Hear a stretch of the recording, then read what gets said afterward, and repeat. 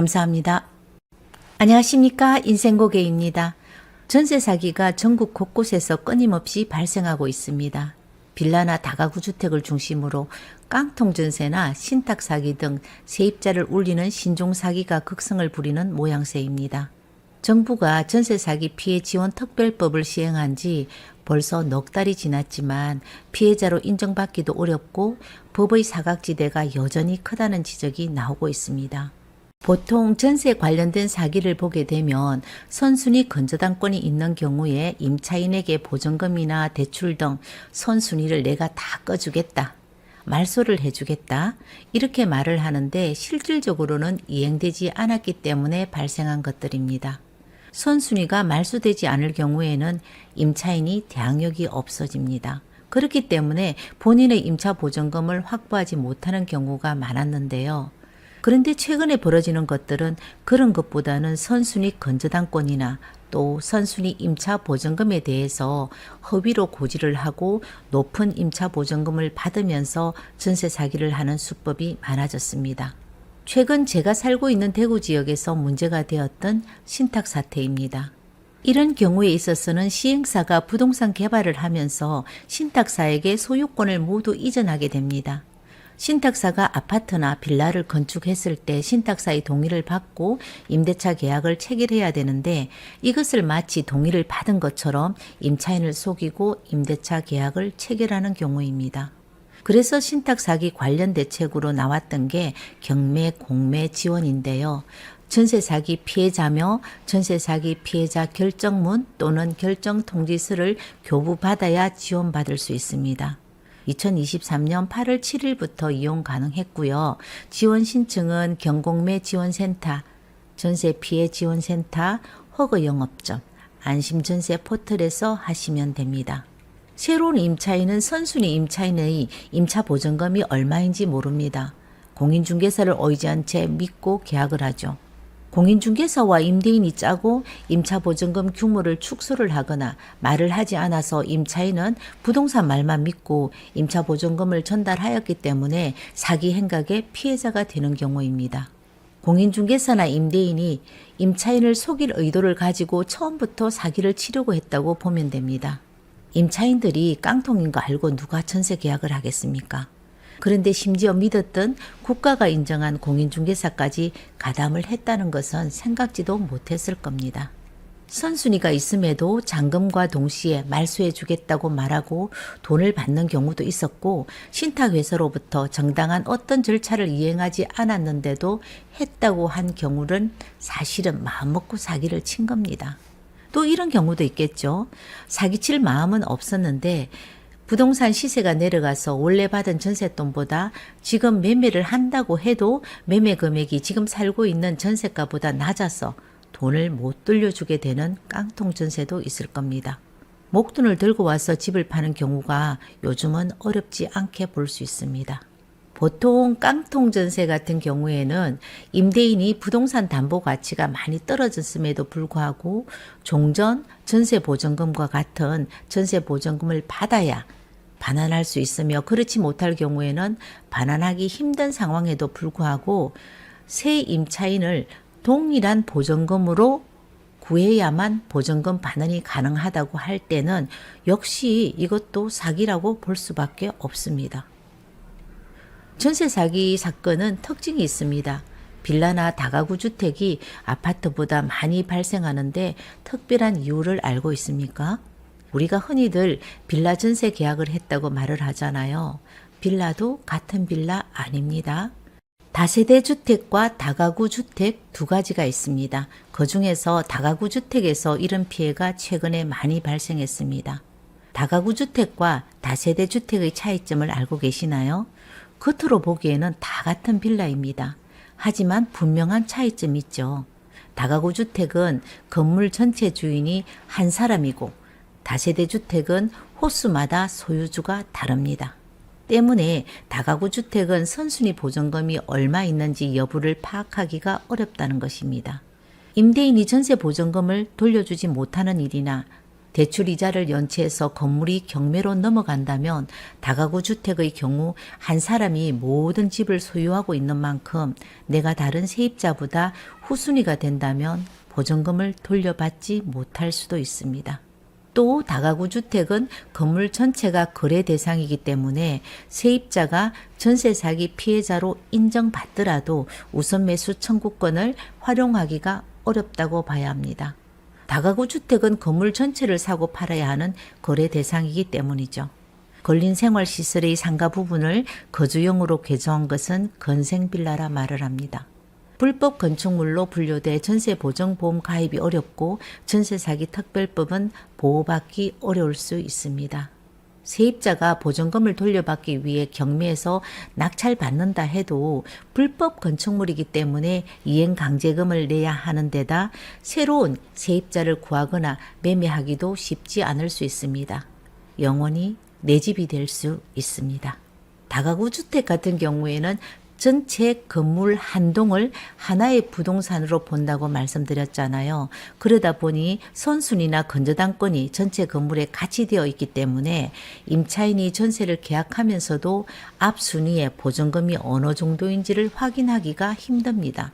개별적으로 나누어져 있는 다세대 빌라 같은 경우에는 본인이 들어가는 호수에 대해서만 부동산 등기부를 떼보고 확인할 수 있지만 다가구 주택, 즉 원룸 건물 같은 경우에는 전체를 함께 보니까 미리 알아볼 수 있는 것이 어렵습니다.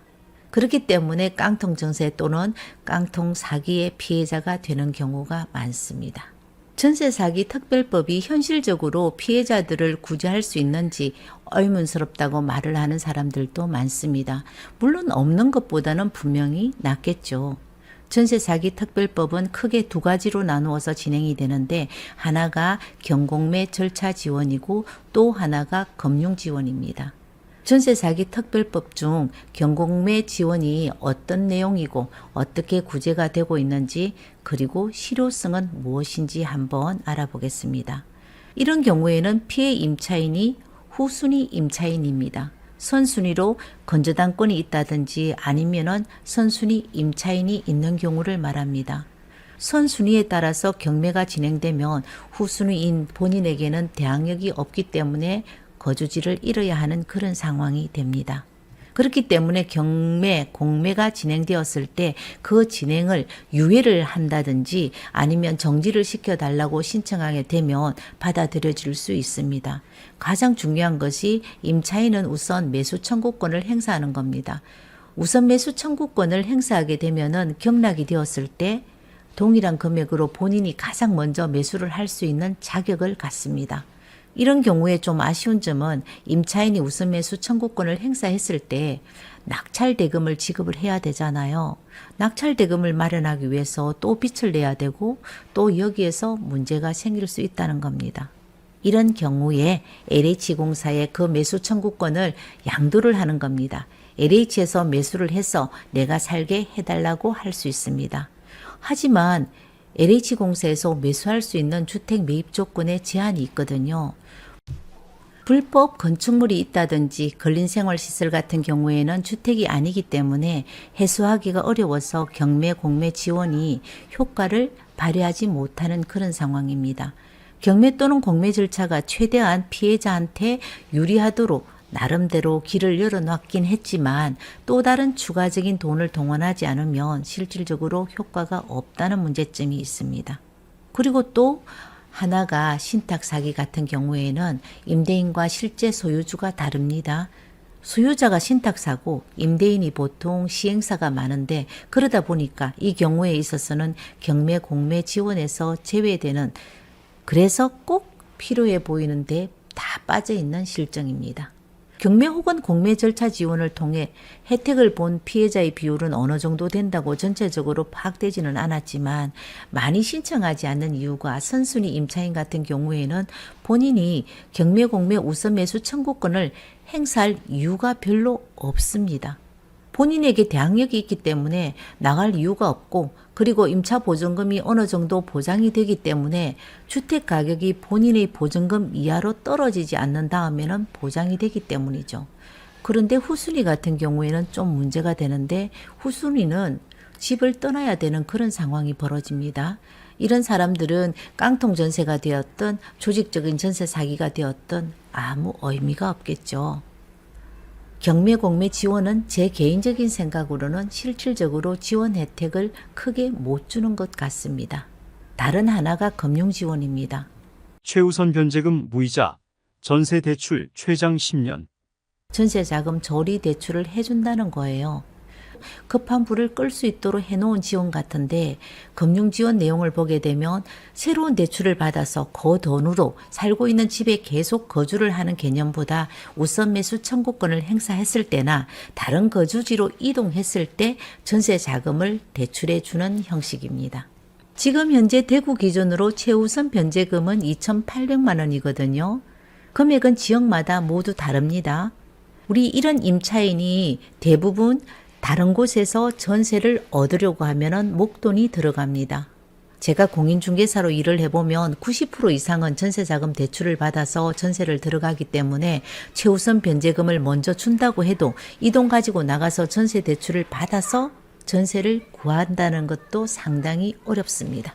경매 공매 지원이나 금융 지원이나 둘 다 순조롭지 않다는 겁니다.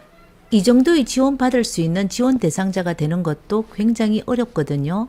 전세 사기 피해자는 피해를 입증해야 하는데 조건이 너무너무 까다롭습니다.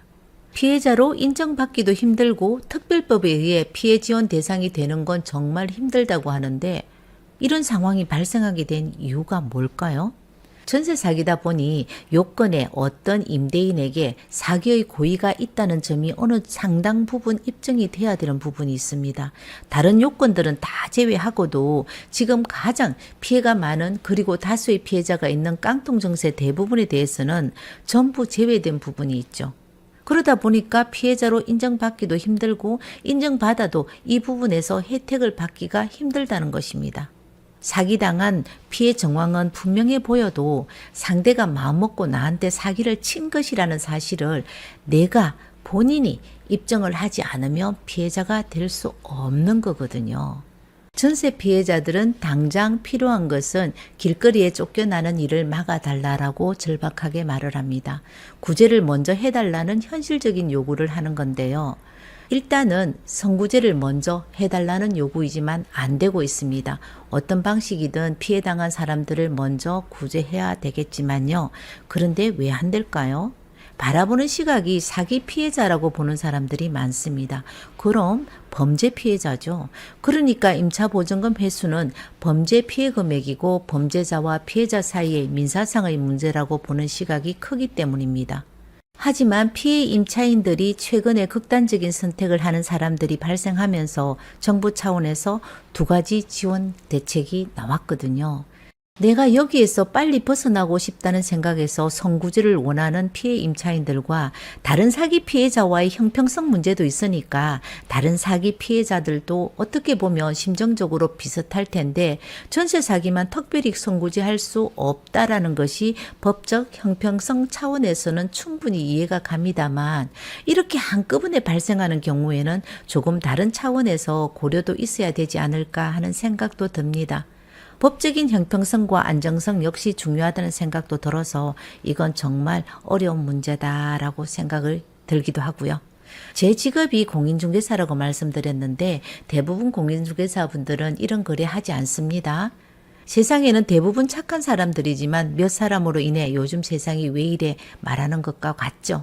이렇게 마음먹고 나쁜 행위를 하는 공인중개사는 전체 공인중개사들의 신뢰에 심각한 손상을 입히고 부동산 거래 시스템을 심각한 위기를 초래하는 일인데 처벌을 받아야 마땅합니다. 하지만 공인중개사법에 의해서는 설명 의무 위반으로 볼 수 있기 때문에 어떤 형사처벌 규정은 따로 없습니다. 과태료나 영업정지 이런 규정이 있는데 이 같은 전세 사기는 공인중개사법에 처벌되는 것이 아니고 일반 형사법으로 처벌된다고 하더라고요. 그리고 이제는 특별법으로도 처벌되겠죠. 임차인에게 설명을 하지 않았다는 규정을 위반하고 과태료 처분을 한다는 것인데 그 설명을 적극적으로 하지 않은 행위가 사기를 성립시킨 걸로 법원에서는 보지 않기 때문에 실제로 처벌은 되지 않고 있다고 합니다. 그렇지만 임차인이 공인중개사 상대로 손해배상 청구를 한 사례도 있고요. 공인중개사에게 일정 부분을 책임을 져라라는 판결이 나온 것도 있습니다. 세상에는 죽는 사람만 억울하다는 말이 있잖아요. 결국은 사기당한 사람 자신이 더 자기 재산을 꼼꼼히 챙겨야 된다는 얘기입니다. 피해 임차인은 전 재산을 날렸지만 공인중개사는 과태료 정도라면 처음부터 끝까지 아무도 믿지 말고 스스로 본인이 잘 챙겨보는 수밖에 없는 겁니다. 그래서 혹시나 하는 생각에서 많은 분들이 보정보험이라는 걸 가입하지 않습니까? 전세 사기는 심각해지고 있는데 최근에는 보정보험에 가입했는데 보험금 지급이 안 되는 경우가 가끔 있다는 사실도 알고 계시죠? 임대인이 민간 임대사업자일 경우에는 주택의 공시지가의 150% 내에서 임차보증금을 받을 수 있다는 규정이 있거든요. 위 규정을 피하기 위해서 임대인이 임대차 계약서에 보증금란을 실제 받았는 금액보다 낮추어 위조를 해서 보정보험에 가입을 하는 겁니다. 예를 들어 1억 5천만 원인데 1억으로 기재해서 실제 받은 보증금을 낮추어 기준에 맞게 만드는 것이죠. 보증금을 낮추고 위조를 했을 경우에는 허그에서 임대인에게 보험계약을 해지 통지를 합니다. 임차인에게도 역시 해지를 통해 전세 보증금을 반환할 수 없다고 통지를 합니다. 믿었던 보정보험도 소용이 없고 마음먹고 사기치는 사람들은 당할 수가 없는 것이 현실입니다. 전세 사기 특별법을 보완해야 된다고 말하는 사람들이 많습니다. 지금 많이 드러나는 전세 사기는 다가구 임대주택이나 새로 지은 빌라에서 많이 나왔는데 최근에는 신탁 사기도 많이 발생했거든요. 그럼 많은 사람들이 생각하는 부분이 임차인에게 피해 임차 보증금 전액을 국가에서 책임진다라고 알고 계시는 분들이 많더라고요. 아닙니다. 일정 부분만 정부에서 임대차 보증금 채권을 매입하는 기관을 지정하고 매입하는 기관에서 당시 임대차 보증금을 평가를 해서 임차인에게 평가 금액을 선지급을 받겠느냐고 물어보고 받겠다고 하면 그 금액을 지불하고 받은 돈으로 임차인은 다른 주거지로 이동할 수 있는 선택권을 주어지는 그런 방식이라고 생각합니다. 전세 사기를 당하면 가장 고통스러운 건 개인이고 책임도 개인에게 돌아옵니다. 계약을 앞두고 있는 많은 개인들에게 꼭 이것만은 유의하고 확인하고 조심해 달라고 당부하고 싶은 말은 우리는 부동산 경기가 과열될 때 깡통 전세가 발생할 거라는 경고도 다 있었습니다. 임차인 전세 사기나 깡통 전세를 피하기 위해서는 꼭 등기부 등본을 좀 확인해야 하고 동사무소 확정일자도 잘 확인해 보면 좋겠습니다. 간혹가다 원룸 건물 같은 경우 집 호수마다 보증금 내역을 고지해 달라고 집주인에게 부탁을 해도 임대인이 동의해 주지 않는 경우가 많습니다. 사고는 여기에서 많이 납니다. 용자도 많은 집이고 집주인이 보증금 내역도 고지해 주지 않는 집인데 집이 마음에 들면 융자도 주인 까탈스러운 것도 위험한 집도 따지지 않고 들어가는 사람이 있다라는 겁니다. 지금까지 문제가 없었던 집인데 설마 문제가 있으려고? 안 됩니다. 집 사는 것도 아닌데 좀 마음에 안 들면 어떻습니까? 2년 3년 살다 나오면 되는데 안전한 집이 최고죠.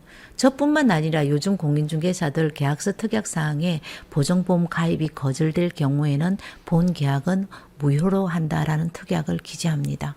또 하나 추가하면 주택 도시보증공사 허거 안심전세 모바일 앱에서는 시세 확인이 어려운 연립이나 다세대 주택 50채 미만 아파트 시세를 확인할 수 있을 뿐 아니라 계약 전 확인해야 하는 많은 내용을 찾아볼 수 있습니다. 준공전 신축 빌라 시세도 주변 시세를 참고해 알려주고 공인중개사의 영업이나 경력도 조회할 수 있고 해당 주택이 허거 보증보험 가입이 가능한지도 확인할 수 있습니다. 내 전세 보증금의 안전을 위해서 꼭 확인을 하시기 바라겠습니다. 오늘 인생고개에는 최근에 끝없이 벌어지고 있는 전세 사기 피해 사례를 알아보았습니다. 내 재산은 내가 지켜야 합니다. 인생고개 여기에서 마치겠습니다. 오늘 영상 마음에 드셨다면 구독, 알림 설정, 좋아요까지 꼭 부탁드립니다.